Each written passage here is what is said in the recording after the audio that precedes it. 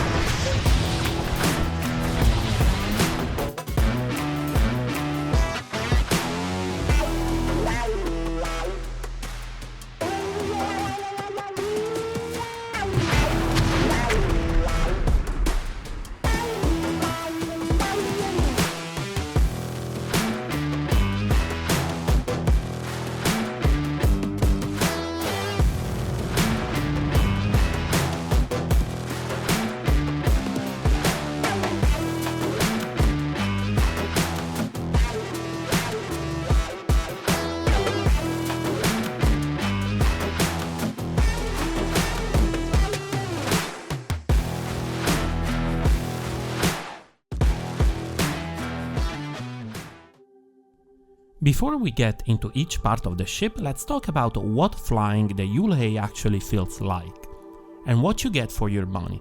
At around 1.7 million AUC in-game, or $90 your real money, it's a single cruise ship built for pure efficiency, and yes, we will go into each features later, but here is a taste of what you will experience once you are at the controls. It has a retractable spindle that makes the ship compact when closed, but when extended can accommodate up to 64 SU of cargo, nearly 3 times what the Nomad carries in the same space. Fewer trips, more time moving through the systems, and maybe enough spare time to make a cup of coffee mid-flight. The Hull A packs a massive HP pool and keeps a low signature profile. Translation, you can take a hit or two without panicking and slip past hostile eyes when needed.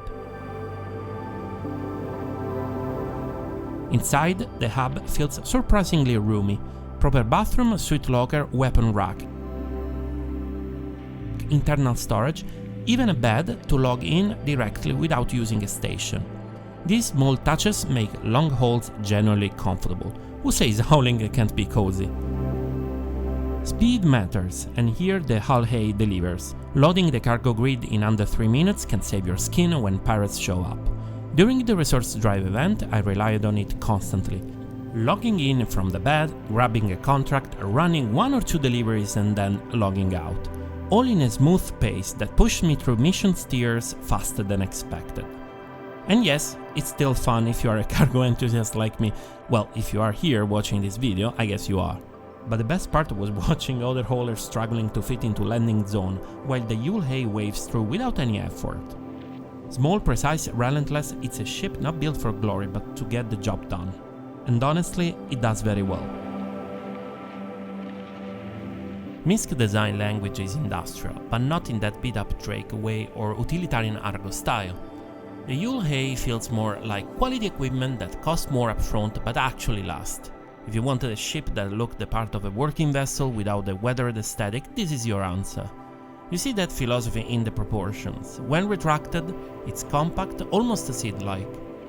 Then the cargo spindle extends and the whole ship blossoms into its working form. Watching those heavy-duty spindle arms lock into place is genuinely satisfying. artifacts, mechanical poetry, the kind of engineering that makes you appreciate the design work behind it. The cockpit follows the same logic. Small ships like the Hull A get the bubble cockpits for maximum visibility. You need to see trouble before it finds you. The bigger ships like the Freelancer or Hull C get armored letterbox style, because they are built to take hits. Different missions, different solution, but you can trace the design DNA across the MISC lineup. The landing gear feel a bit undersized when fully loaded, but that's a minor quirk. Almost. The stock paint is raw metal, same finish you will find on the Starlancer Max and Hull C. I tried other paint jobs, but I always came back to the original. It feels more genuine for the Hull A. Massive main engine with 2 auxiliary units for serious power, panel lines for actual maintenance access, distinctive MISC markings. I have discovered the fuel intake, which is above the cockpit, that will matter more once refueling is fully implemented. The entry point is via a deployable ladder and hatch. You climb up and find yourself in the central hub. The entry hatch itself deserves mention. MISC doors have this elegant design with a small glass window panel. Such attention to details that makes the ship feel premium despite the industrial aesthetic. This is where the Hull A reveals its philosophy. Everything clustered, nothing wasted. Ship components sit right here, highly accessible behind a single panel.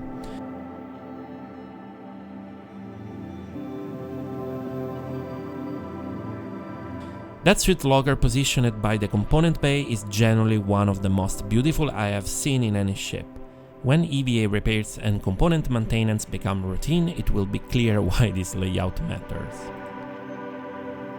Moving forward to the cockpit, that wraparound canopy gives you completely situational awareness. The layout is clean and functional. 2 MFDs above the canopy glass, 2 below, everything at a glance. The lower one could sit a touch higher, but it works. And there is a spindle control right from the pilot seat. Tons of texture and details that create immersion, and also useful stuff like the fire extinguisher, which is next to your seat, and an emergency light overhead. Back through the central to the hub section. The kitchen is genuinely spacious. Food and water dispensers waiting for the gameplay to arrive, and the mini fridge stocked with drinks and snacks. Because a truck without a mini fridge isn't a real truck. There is a second fire extinguisher next to the bed, because at MISC we care about customer safety. The deployable weapon rack, 2 rifle slots, 3 pistol slots. I run essential gear for any situation. There is also an internal storage between the hub door and the bed, which can handle additional equipment. The bathroom, and this genuinely surprised me, it's properly sized, almost luxurious compared to what you get on ship twice the size of Hull A. There is actual space to move around, and it just feels well thought out, with even a first aid compartment. It's a very nice touch. For long hauls, this level of comfort matters both for future gameplays and also immersion. But what transforms this ship is bed logging. You log out from this bed, you log back in right here. If the hot zone where you are supposed to operate is swarm full of pirates, the solution is to find an asteroid, pyro down, log out, return when it's clear. It isn't just convenience, it's survival strategy, and when escape pod gameplay arrives, this bed becomes your lifeline.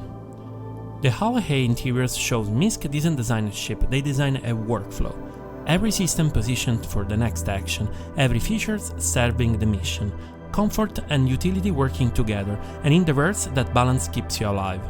Oh, and one more thing, you can switch the main light to auxiliary light. The interior transforms into this warm, cozy space with an incredible atmospheric mood. Component access is straightforward, everything sits behind the cockpit in that central airlock area. Clean layout and clearly labeled when you open the panels. One thing missing though, there is no engineering terminal at the component bay.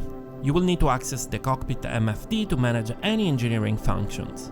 Not a deal breaker, but it would have been nice to have the terminal right where you are working on components. The stock components are industrial grade. Coolers and power plant are civilian, which actually works pretty well on its own, but my favorite setup is a full stealth loadout. As a power plant I use a size 1 Delta Max. As a shield, size 2 Obscura. Quantum Drive is Sides 1 Zephyr, Cooler is Sides 1 Heat Safe.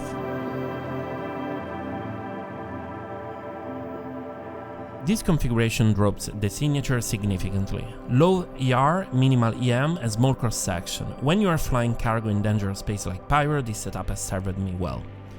To put this in perspective, the Xperia Prowler Utility is a dedicated stealth cargo ship, newly released in June, and it costs $300. Purpose-built with stock stealth component, multi-crew capability, better armored and more agile. A fantastic cargo stealth ship with a very low signature.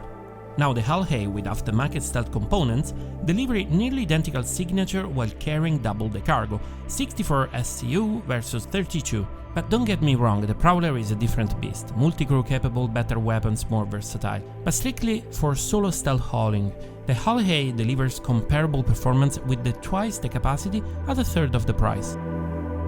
Now the hard truth. With two Sides 1 laser repeaters that can barely scratch paint, no missiles, minimal countermeasures, you are not fighting anyone.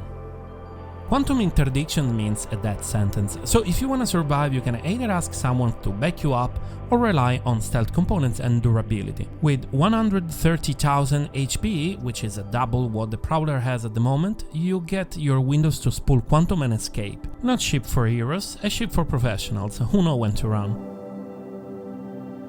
Everything I've described so far, the stealth loadout, the durability, the workflow design, it all hinges on one thing, the external cargo system. This is what fundamentally distinguishes the Hull A from traditional small haulers and why it rivals ships in entirely different size category. Internal base ships leave you exposed while organizing cargo. The Hull A can load or unload in under 3 minutes. Incredibly convenient when you're alone in the dangerous space or at a remote outpost. The spindle accommodates up to 16 SCU containers, freight boxes, mining ore pods, salvage material containers. As cargo gameplay expands, we will likely see fuel tanks, perishable containers, and so on. And with direct EVA access to the spindle, you can transfer cargo without docking or landing. Right now I'm using it for cargo contracts, trading routes, fleet support work, but it's got a sweet spot with small, high-value loads where stealth matters. Here's what makes the Hull A unique. It doesn't have direct competition.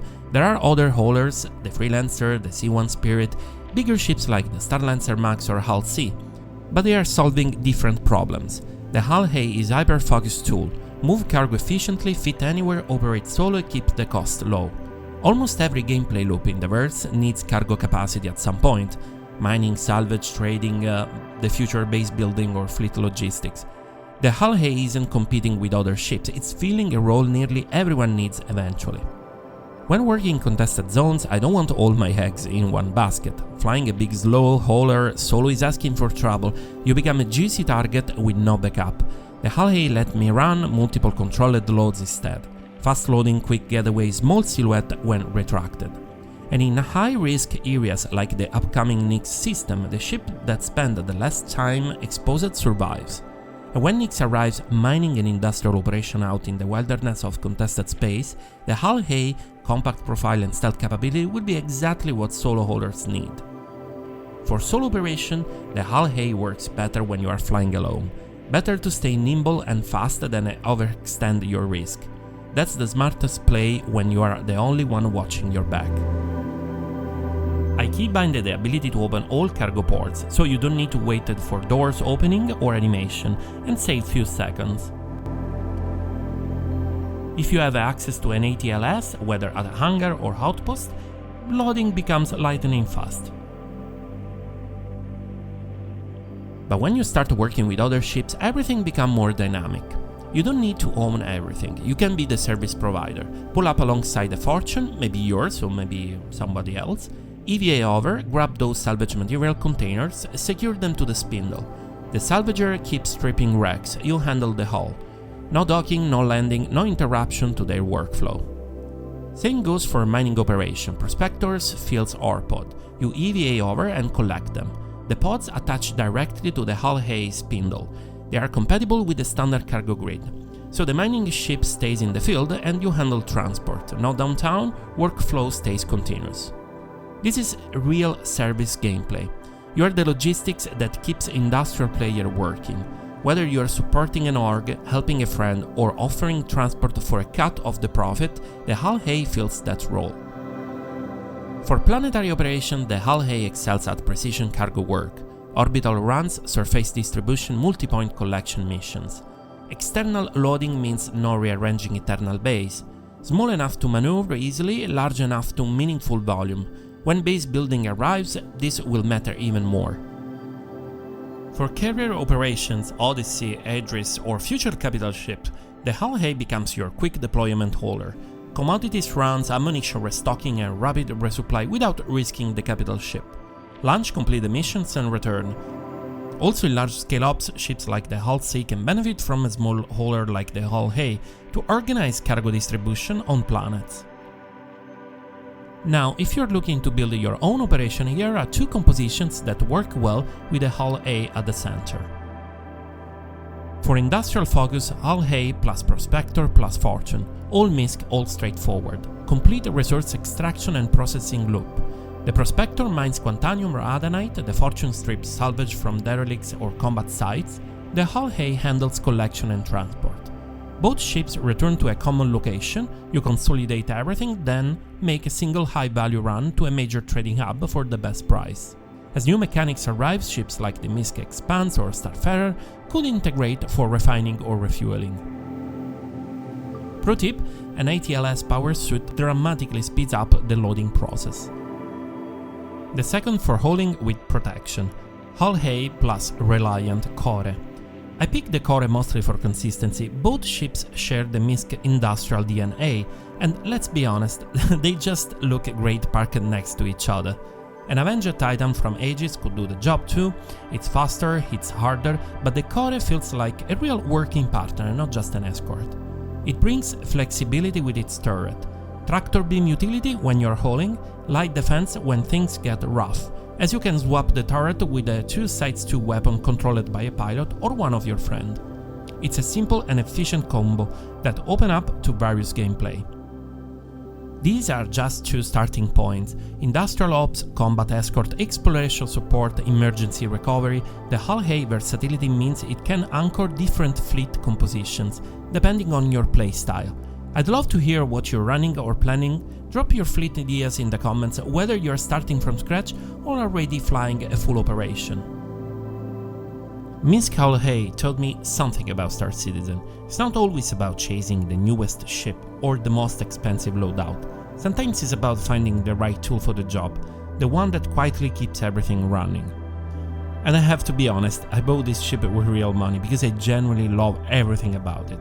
It's one of those ships I could imagine running if I actually lived in the verse. Comfortable inside and practical outside.